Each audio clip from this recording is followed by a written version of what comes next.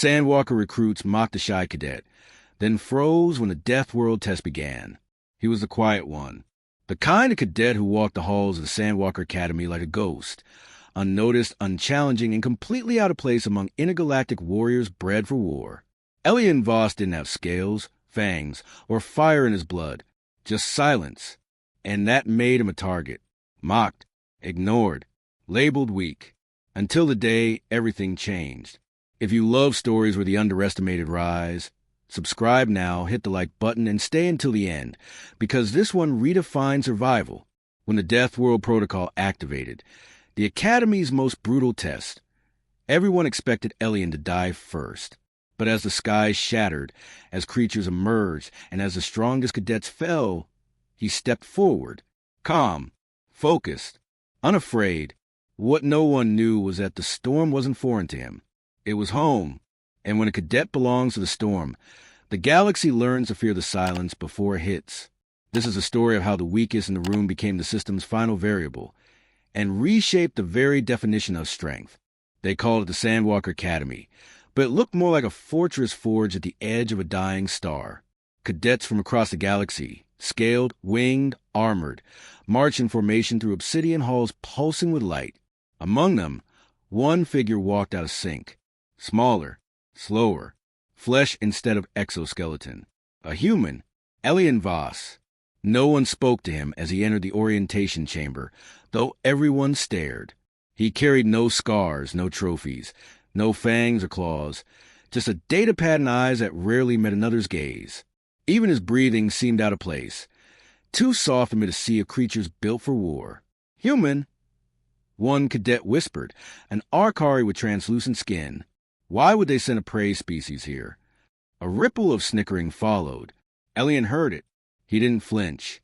He sat in the corner of the simulation dome, quietly observing, fingers twitching like they wanted to be somewhere else.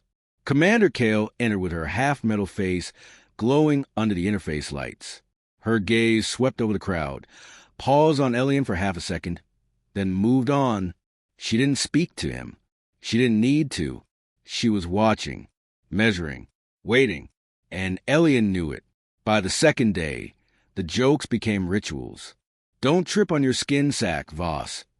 Drex would snarl, drawing laughs from a circle of Sandwalker recruits. Drex stood 7 feet tall, with golden scales and serrated teeth. He had no patience for weakness. Elian never responded, not even a twitch of annoyance. He endured the obstacle course. He endured the gravity shifts. He endured Drex's spit landing on his boots. Some took his silence as fear, others as arrogance. Neither was right. Inside, Elian was measuring them, too, each movement, each weakness, each breath. He was not silent because he lacked something. He was silent because he remembered too much. When the weapons class began, most cadets roared with anticipation. They summoned blades from bone, plasma, or energy veins. Elian? He picked up a basic electrostaff and simply stood. He didn't attack. He didn't block. He observed. When paired with Nero, the Arcari, he moved like he was dancing, but not fighting. Are you mocking me? She whispered after their third rotation. Elian didn't answer, but his eyes flicked her footwork. Perfect balance. And she understood he wasn't mocking her. He was learning, reading her body like a survival map. And it unnerved her more than any strike would have. That evening, Nero lingered near him during the nutrient cycle. Why are you here? She finally asked. Elian looked up for the first time. I asked for this. She blinked. But why? He shrugged, barely a movement. Because where I'm from, you either asked to fight or you asked to die. She didn't understand then, but she would. Behind them, Drex laughed loudly, slamming his claws on the table. He probably thinks this place is hard. More laughter followed. Elian simply stood, tray untouched, and left the hall. No reaction, no retaliation, only silence and the memory of storms. Later that night, Elian stood alone outside the door module, watching the stars shift through protective dome. He wasn't homesick. He was scanning, remembering constellations not found in any Academy database. Nero approached, unsure why. You don't sleep much, do you? He shook his head. It's not quiet enough. She tilted her head. Puzzled, it's dead silent out here. Elian turned to her. Exactly. Then he pointed toward the restricted sector. A red-lock simulation chamber labeled Deathworld Protocol. Nero stepped back instinctively. That's not for us. Elian didn't smile. Not yet. Inside the control tower, Commander Kale reviewed files with mechanical precision. Her assistant, a hybrid drone, noted the anomaly. Cadet Voss scored 98% in passive survival metrics, unusual for human physiology. Kale stared at the data. He's not surviving. He's adapting. Her eyes flashed briefly. Keep him under standard observation. Do not interfere. Her voice dropped to a whisper. Let them underestimate him. It's part of the test. The drone blinked. What test? Kale didn't answer. She looked out the glass, watching Elian stare back toward the tower. The next morning, the entire cohort gathered at the training dome. A new program was loading. Lights flickered. A chill swept the room. Elian walked past Nero without a word. His gaze was locked on the control console, where a red glyph pulsed in time with his breath. Drex shoved him roughly. Still playing dead, Earth boy? For the first time, Elian's hands tightened into fists, but he said nothing, just stared ahead. The glyph flashed twice, then stayed on. Kale's voice echoed through the dome. Phase 1 initiated. Death world simulation commencing. Every cadet flinched, except Elian. He exhaled, eyes half closed. I remember this place, he murmured, barely audible. Nero froze. What did you say? Elian didn't answer, but his posture changed, spine straight, muscles taut. The light in his eyes dimmed to steel. The dome shimmered. Storm clouds formed above. Lightning struck the earth with screaming intensity. Gravity wavered. Drex took a step back. What the hell is this? Elian stepped forward into the storm. It's just Tuesday, he said. The Death World simulation hadn't even begun, yet the games continued. Elian returned to his dorm to find his bedding soaked in fluid from a Sandwalker larval gland. Acidic, humiliating, and pungent. Laughter echoed from the next room. Drex's voice the loudest. Still think you belong here, mammal? Elian said nothing. He changed in silence, disposed of the ruined sheets, and sat on the floor with a datapad. Nero watched in the hall, disturbed not by his silence, but by his stillness. No twitch of rage, no terror, just processing, memorizing, calculating. He's not broken, she thought. He's storing it. The next day's drills were designed for spectacle. A zero-gravity melee with electrified staffs. Elian was paired with Drex. The arena filled with roaring cadets. Don't worry, I won't hit the brain, Drex jeered. The bell rang. Drex lunged. Elian dodged without countering. Again and again. 37 evasions. No strikes. No contact. It wasn't cowardice. It was control. The commander noted the metric. 100% reflex efficiency. Drex grew angrier with every miss. Finally, Elian tripped, taking a hit to the ribs. The crowd howled in joy. Elian landed without a sound, then rose, and bowed, not to Drex, but to Kale. That night, Drex gathered a circle. He's mocking us. That bow, that was war. The group plotted something special, a LiveSim override prank. Instructors ran program training, but one could override with a custom sim under false authorization. Nero overheard the plan and debated warning Elian, but hesitated. Maybe he'll walk away. He didn't. The next morning, the simulation chamber was altered to mimic a corridor from Elian's home planet. Gravity distorted. Temperature at minus 50 degrees Celsius, with razor winds. Elian entered without pause. The others waited for screams. None came. Inside, Elian's eyes softened for the first time in weeks. What they didn't know, the prank simulation wasn't entirely fake. The system had tapped into archived data from Terra Zeta Prime, Elian's origin. The room became a memory. As he walked across ice shards and frozen carcasses, his body loosened. This wasn't a punishment. This was home. His heart rate dropped. Muscles re-engaged in familiar rhythms. For the first time, He smiled. Outside, Drex frowned. Why is it taking so long? Nero leaned forward. Because he's not scared. He's acclimating. The lights inside the chamber flickered. The system registered unexpected compatibility. Kale's eyes widened. He's sinking. After the prank, the instructors confronted the cadets, but Elian requested no punishment. I needed the reminder, he said flatly. Kale granted the request. But rumors spread. Recruits began watching him differently, some with fear, others with curiosity. Nero approached during meal cycle. You didn't flinch in that simulation. That was brutal. Elian nodded. That's where I learned to walk. She stared at him. How are you still human? He hesitated. That's the part I'm still figuring out. The honesty caught her off guard. For the first time, she laughed, not mocking, but real. Then I'll walk with you. Despite this shift, Drex doubled down. He demanded a public challenge. Combat. You and me. Real weapons. In front of everyone. Elian agreed, not out of pride, but to end the games. The match was set for the next day. Cadets swarmed the arena. Kale authorized it, quietly eager to see what would emerge. Nero tried to warn Elian. He'll cheat. Elian responded calmly. Then I'll adapt faster. When they stepped on the platform, the room fell silent. No snickering. Just tension. Drex snarled. Elian bowed again, lower, slower, deliberate. The signal rang. And Drex charged. What followed was not a fight. It was a demonstration. Elian didn't attack first. He dodged, blocked, redirected. Let Drex exhaust himself. Let the crowd witness. At the 16th move, Elian disarmed Drex and stopped his blade an inch from his throat. Silence. Elian stepped back, lowered the weapon, and offered it to Drex's feet. I don't want your spot, he said. I want your respect. Drex didn't move, but something in him cracked. Kale recorded the entire exchange. She turned to her assistant. Now the real test begins. The final scene of the day, Elian alone in the training courtyard.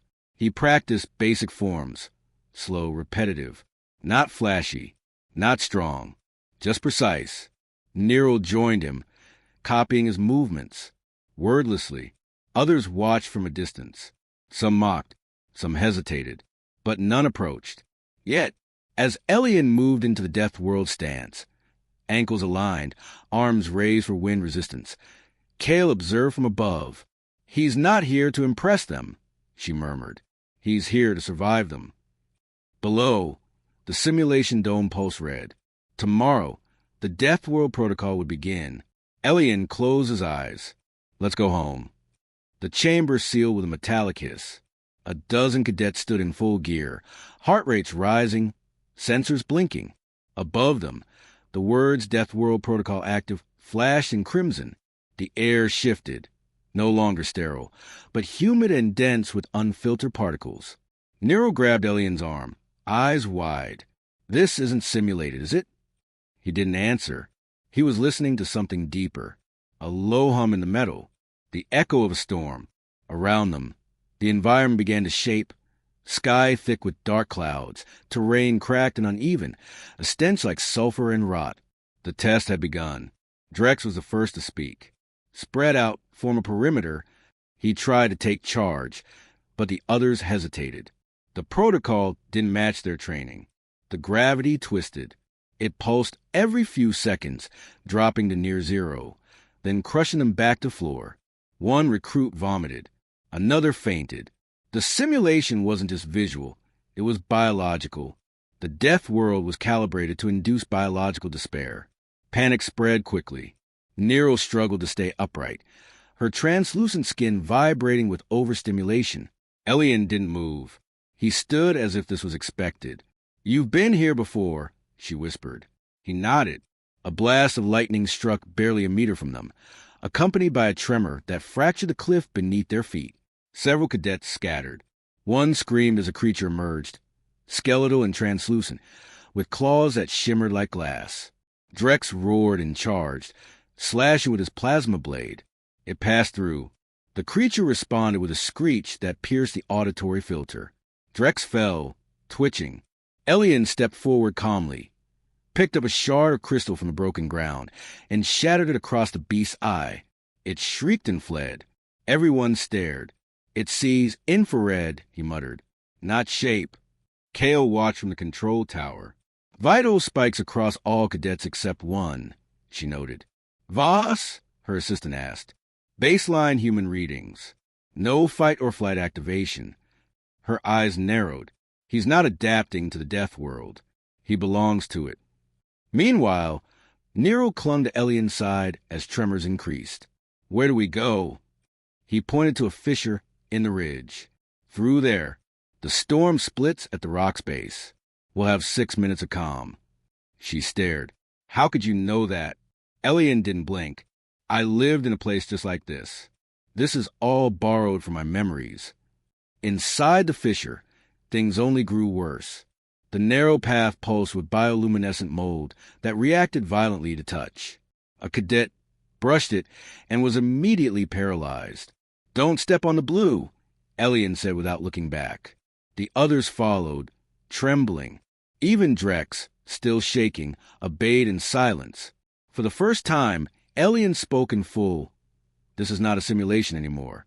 The system synced with a planetary imprint. It's replicating Zeta Prime. The group stared. That's a dead planet, someone said. Elian's voice lowered. No, it's where I was born. It's where I learned to breathe ash. As they moved through the gorge, a vibration built from beneath. Something large. Something fast. Ravager. Elian said, eyes closed, breathe through your teeth and don't move. They obeyed, more out of fear than trust. The monster passed overhead, a reptilian titan with scales that refracted heat. It didn't see them. Elian opened his eyes last. It hunts panic. Fear smells different here. Nero stared at him. What are you? For the first time, he struggled to answer. I don't know anymore, he said softly, but I know how to keep you alive. Eventually, they reached a cave that still shimmered with holographic traces, remnants of the original simulation code fighting against a new imprint. The cadets collapsed inside. A few cried. Some didn't speak. Elian remained standing, back to the wall, staring into the dark. Drex approached him, slowly. You were right, he said. This place doesn't test combat. It tests will. Elian looked at him. You think this is about passing? Drex frowned. Isn't it? Elian replied, no. It's about revealing who should have never been here to begin with. A scream echoed from deeper in the cave. One cadet had wandered too far. Before anyone could react, the same translucent beast returned, this time faster, smarter. Elian ran past everyone, slid down the slope, and tackled the creature, stabbing it with a heated stone from his belt. The creature evaporated in ash. Elian rose, covered in blood, eyes glowing red for the first time. The cave went silent. Nero stepped forward. He didn't hesitate. Drex added, he's not here to survive. He's here to lead. Kale's voice crackled through the comms. Protocol unlocked. Next stage begins now. The Death World storm had calmed, but tension among the recruits only grew. They huddled inside the cave, whispering.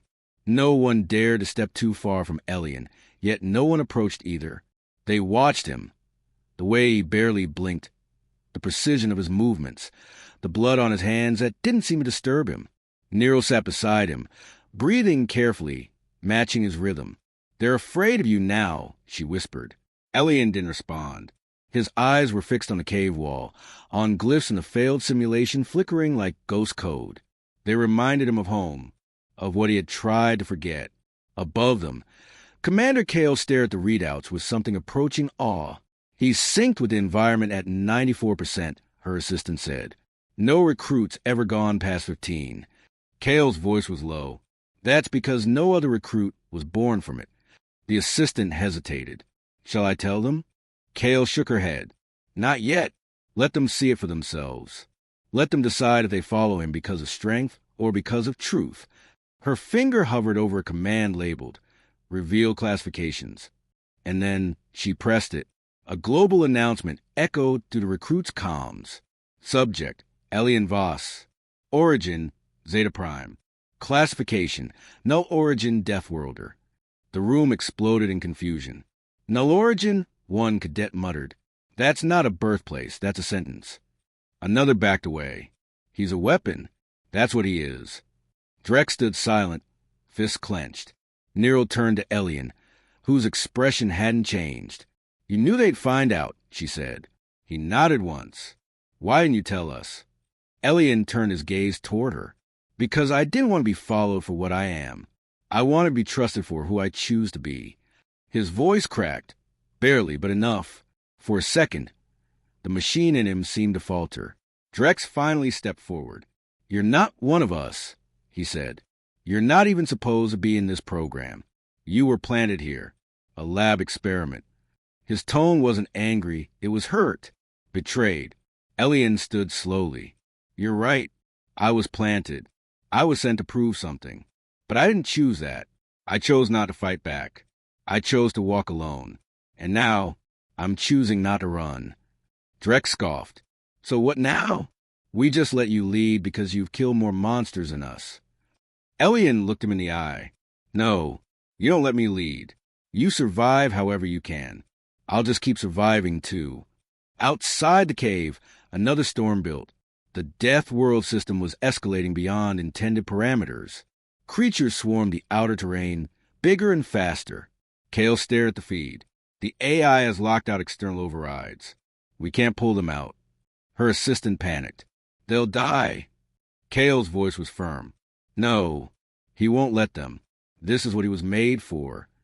In the cave, Elian felt it too, a pressure in the air, a rhythm he recognized. It's starting, he said. Nero stood.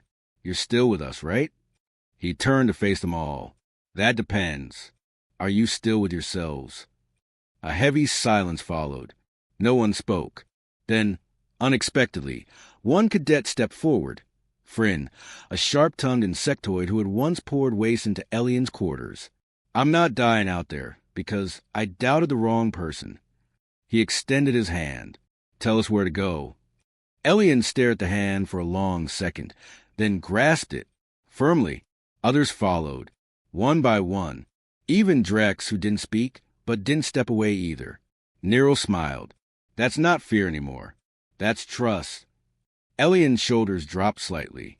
Not relief, but readiness. Then we move, he said, and we don't stop. As they exited the cave, the terrain had shifted again.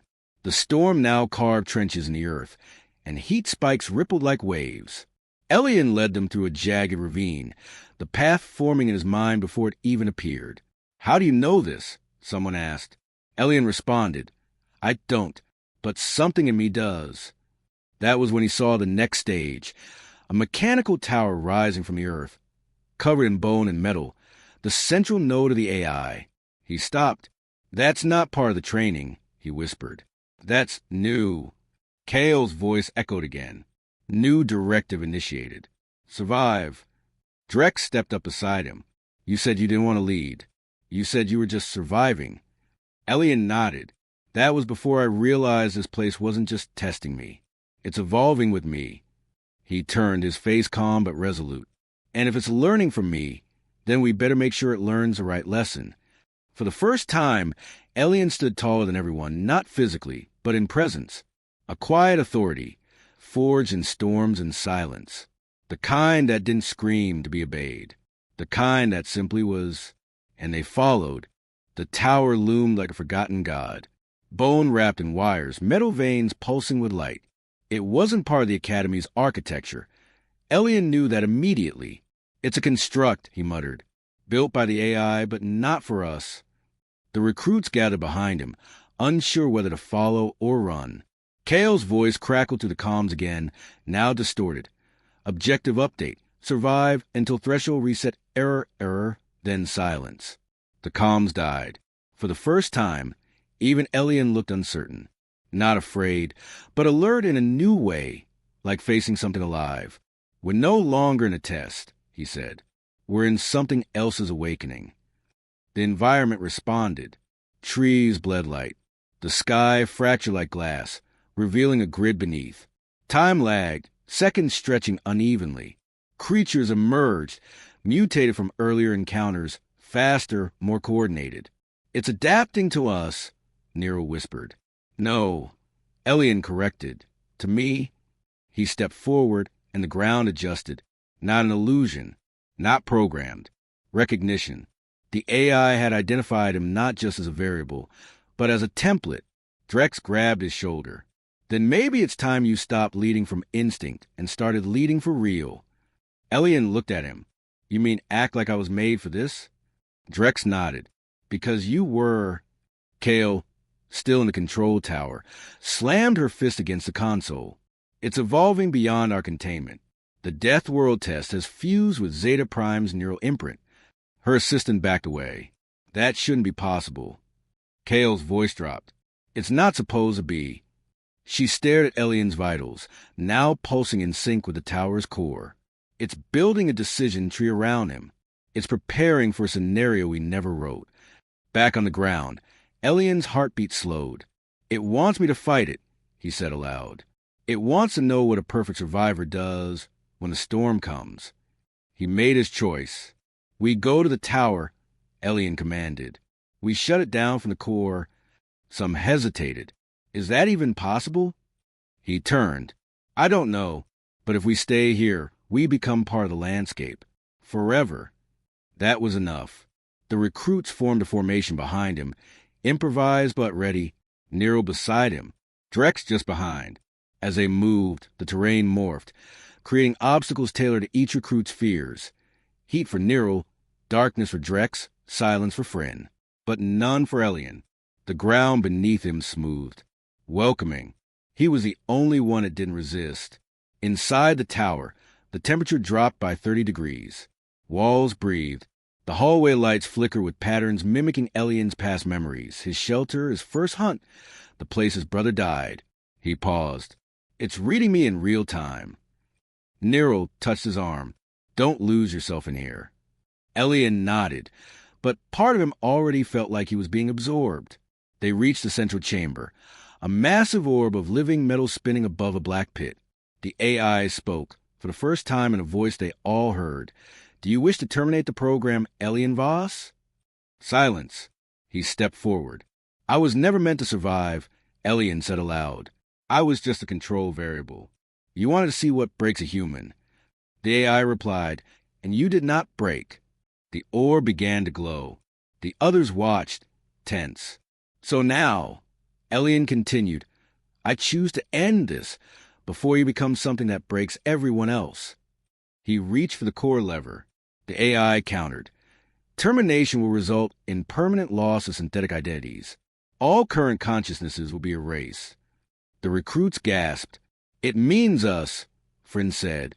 It tied our minds to the system. Nero stared. It's using our fear as code. Elian froze. His hand hovered above the shutdown control.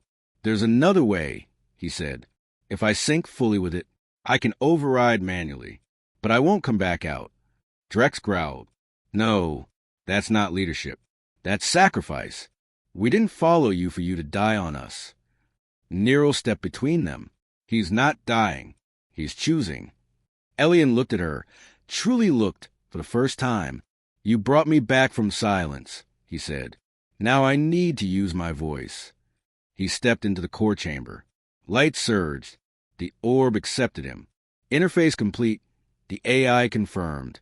Then everything stopped. The world froze. The storm outside vanished. Time normalized. Creatures disintegrated into mist. The AI collapsed into itself like a dying star. A pulse knocked everyone to the floor, but not Elian. He stood at the center of the ruin, surrounded by calm. He did it, Drex muttered. He shut it down. But Elian didn't respond. His body was still, but his eyes glowed with quiet fire. Nero approached slowly. Elian. He turned toward her, expression blank. Then he blinked. Once, twice, and smiled faintly. System override complete, he said. I'm still me, but now I know what I am. The aftermath was unlike anything they'd imagined. The landscape outside the tower began to crumble, not in destruction, but in liberation. Trees turned to light, rocks to vapor, as if the world itself had been nothing more than memory. The recruits stood in silence, unsure if they were still part of the test or witnessing its unraveling. Elian emerged from the inner chamber slowly, body intact, posture calm. The light around him dimmed with each step, as though reality bent to his presence. He wasn't glowing anymore, but he didn't need to. Everyone could feel it. Something had shifted inside him. Kale's voice returned over the comms, now stable. Test concluded. Emergency override successful.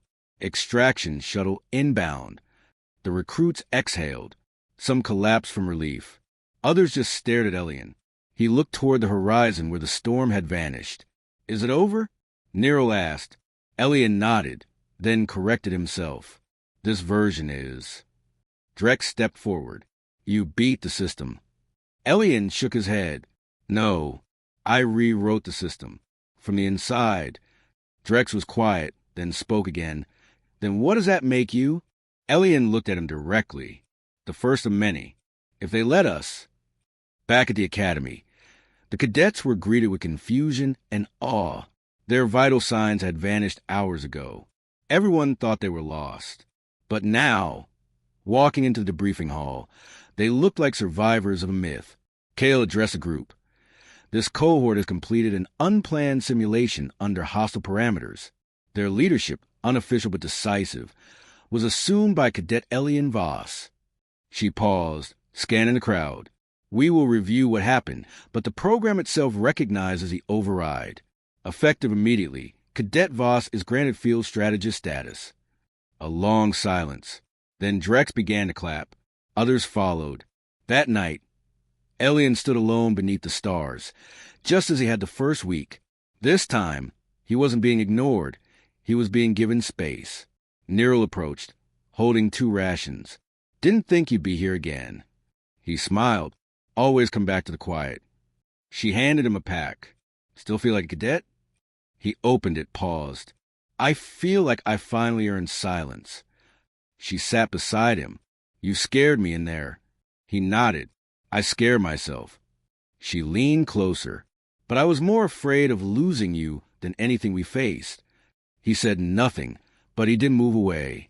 Inside the training arena, Drex stood before a new batch of recruits, retelling what happened, not as legend, but as warning. If you think strength is loud, you're already doomed. The strongest person I ever met barely said 10 words. Behind him, a new banner hung beside the Academy insignia, an emblem designed in the broken lines of Zeta Prime, reshaped into a symbol of adaptation. Below it read, Survival is not silence. It's choice. Recruits listened, some skeptical, some captivated. But all of them knew one thing now. Humans were no longer an afterthought in the galaxy's war colleges. Later, Kale reviewed the final log from the Deathworld simulation. Embedded deep in the data stream was an anomaly. Elian's neural signature left behind like a watermark. Not malicious. Not dangerous. Just present. She stared at the pulse. He left part of himself in there, her assistant noted. Kale didn't respond. Do we remove it? He asked. Kale closed the file. No, let it remain. It's better that the system remembers him, that it remembers possibility. She stood and walked to the viewport, watching the stars. Every great species needs its first Stormwalker. He's ours. In the Academy's central atrium, Elian walked through the halls alone. But now, eyes met his and didn't turn away. Cadets nodded in silent respect. Others whispered stories of his choices, of how he never attacked first, how he saved those who mocked him, how he turned the deadliest test in the galaxy into a classroom. He wasn't a hero in the traditional sense. He was something harder to define. A mirror, a reminder that quiet strength changes more than brute force ever could. And in that reflection, others began to change too. Before the new semester began, Elian requested one final adjustment to the program. Allow human cadets without genetic enhancements, he said. Let others try. Fail. Learn. Kale approved the amendment. Do you think they'll survive? She asked. Elian looked out the window. Some will, some won't. That's how we learn what survival means. She studied him. And what does it mean to you now? He answered without hesitation. It's not what I can take. It's what I refuse to let go. And with that, he left the room, leaving the door open behind him. 6 months passed. The academy skyline looked the same, but everything beneath it had changed. The intake of cadets now included humans from varied backgrounds, some enhanced, most not. They walked the same halls Elian once walked alone, but now with eyes watching over them, not in judgment, but in expectation. The Zeta Protocol, once considered an anomaly, was now part of the core training curriculum. Instructors debated whether the simulation should ever be reactivated, but one section remained locked, sealed by a code only one cadet ever understood, a code named Vossi. Elian no longer trained daily. Instead, he observed. He taught tactics not through commands, but by letting cadets fail, then guiding them quietly to answers. His lectures were rare but legendary. One line stood out. In a place that wants to kill you, the loudest thing you can do is survive. Most didn't understand that at first. But over time, as bruises faded and confidence rose, they began to feel it, a shift in how they face chaos. Not with panic, not with rage, but with patience, precision, and silence. Nero stayed by his side, not as a follower, but as a partner. Together, they redesigned the empathy protocols used in interspecies integration. She would speak when he stayed quiet, and when her emotions overflowed, he would steady her. "You balance me," she said once. "No," he replied. "You reminded me that not every storm needs to be weathered alone." They had become a symbol, not of romance, not of fame, but of duality, the soft and the sharp, the wind and the stone, the calm before the reckoning. And it echoed in every team they trained together. Drex led his own unit now, a mixed species group called the Refracted, known for unpredictable formations and field improvisation. He never mentioned Elian directly, but his recruits noticed something strange. Whenever things got chaotic, he'd pause and say, "What would the quiet one do?" That phrase traveled fast. It became a running joke, a slogan, a principle. Soon, it wasn't just Elian who changed the system. It was a ripple he left in others, now multiplying cross battalions, policies, and even planetary outreach missions. One day, a young cadet, human barely 16, stood outside Elian's door, clutching a report. "I'm not like them," he said. "I freeze in the field. I hear everyone shouting, and I just lock up." Elian took the datapad and set it down. "Good," he said. "That means your thought arrived before your weapon." The boy stared. "But isn't that weakness?" Elian shook his head. "No, it's the beginning of strategy." He opened the door wider. "Come in. Let's walk through that noise together." The boy nodded. In his eyes, Elian saw a mirror of who he once was, and a chance to break the cycle. Later that evening, Kale reviewed the final recommendation logs. Elian had declined the Medal of Command for the 3rd time. "He doesn't need ceremony," she told the board. "His influence is embedded in the system itself." Still, she smiled when she saw a new proposal. Elian wanted to retire from active mentorship to travel to low-grade human colonies and scout for potential recruits. "He's not leaving," she said softly. "He's planting." The Academy board signed the transfer with unanimous approval. Humanity had risen, but not through noise, through patience, presence, and the echo of one cadet's silent revolt. On the final day before departure, Elian stood in the courtyard alone. Nero joined him, placing a small seed crystal from Zeta Prime into his palm. "To remind you where you came from," she said. He closed his fingers around it. "And where we're going." They need goodbyes, just movement. He boarded the transport with no fanfare. But as the doors closed, dozens of cadets across the grounds paused. Some saluted, some whispered, some simply stood still. All of them felt the shift, as if gravity had realigned, not with force, but with memory. His journey wasn't about conquering worlds. It was about preparing them, one recruit at a time, one quiet conversation, one shattered expectation. The myth of the Deathworld Cadet spread across galaxies, not exaggerated, not worshipped, but respected, because in every corner of space where someone hesitated, someone waited, someone refused a break, there was a whisper that said, Survive like Elian did. That was his legacy. Not carved in monuments, but planted in people. And it grew.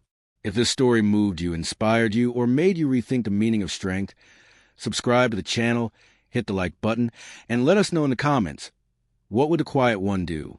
Support the mission by becoming a channel member, so we can keep delivering stories that echo beyond the screen. More tales like this are coming. Don't miss our next revelation from the edge of the galaxy.